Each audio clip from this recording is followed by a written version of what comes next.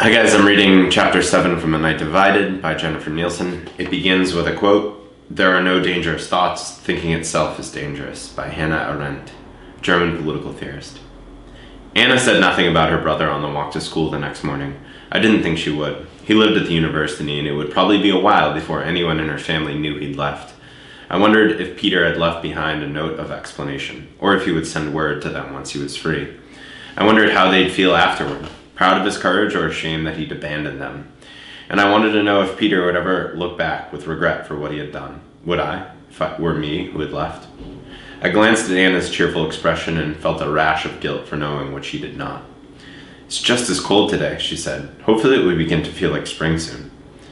The weather was trivial. So were the books in her hands, and her annoyance with the boy who pulled her hair when the teacher wasn't looking. Anna wasn't even thinking about her brother today, and all I could think about was whether he was alive.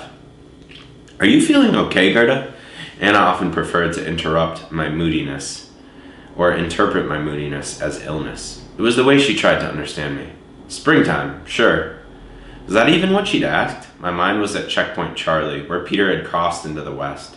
Fritz said the car had been specifically designed to hide him, but the border guards always searched carefully, and they had dogs, and maybe other detection devices as well. I tried to picture Peter sitting in a coffee shop with the other students right now, laughing at how easy it had all been. But I couldn't laugh. Not yet. "What if you had the chance to go to the West?" I suddenly asked Anna. "Would you?" Anna stopped and glanced around to see if anyone was nearby. When she was sure we were alone, she started walking again. Then she said, "Don't ask questions like that. Don't even think questions like that." It was wise advice, though I never could stop my thoughts from coming. They just did, all the time. Maybe I wasn't trying hard enough to stop them. I knew I wasn't.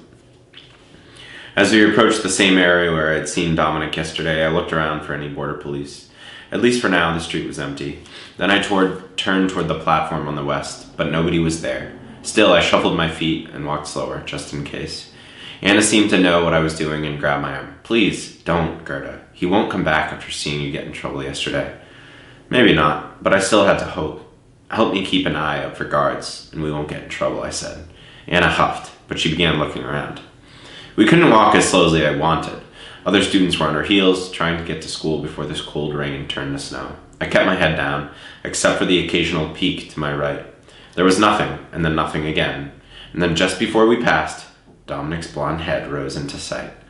I stopped but didn't wave. Anna gasped and told me not to look. I ignored that and replied, "He's my brother. I'll bet Officer Mueller has family on the other side too. You can't split a city in half and not divide everyone in some way." Dom didn't wave this time. Instead, he motioned at someone below him to come up. I barely breathed as I anticipated who it might be. My father. His head rose higher with every step up the platform ladder. He wore glasses now, and his light brown hair seemed thinner. It seemed odd, finally, to see him, looking much as I remembered him, yet it had been so long I felt I scarcely knew him anymore. He waved only once and wiped a tear from his eyes with the back of his hand.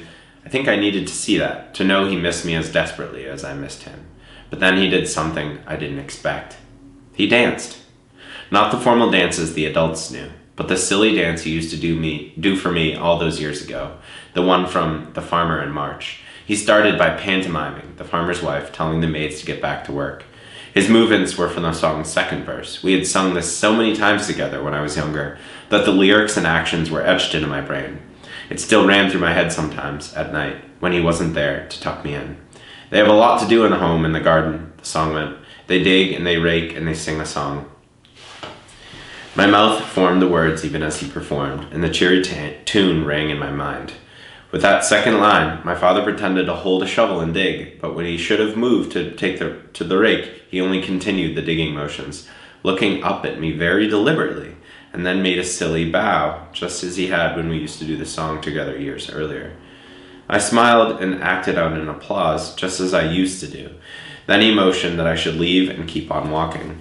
I nodded obediently, facing forward again, and then Anna and I walked away. "You could have gotten us arrested just now," she scolded me. "And for what? A silly dance?"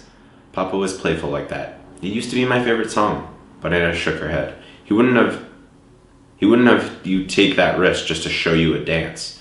No, he wouldn't. It took me the whole school day to think about it, while the others dutifully studied geometry, Russian vocab, and whatever else we'd learned. I considered Anna's suggestion that perhaps there had been a message in his words. Why had Papa chosen to pantomime from the middle of the song? If he wanted me to think about this time of year, March, then the beginning of the song would have made more sense. And if he had danced just to bring up fond memories, the final verse was the silliest to perform. So why choose the middle? I figured out during reading time that afternoon, 45 minutes in which I could not recall a single word I'd read. It came down to the mistake Papa had made in his performance. Where he should have changed from a shovel to a rake, he only kept digging. And that was the end of his dance. He was digging. Papa wanted me to dig.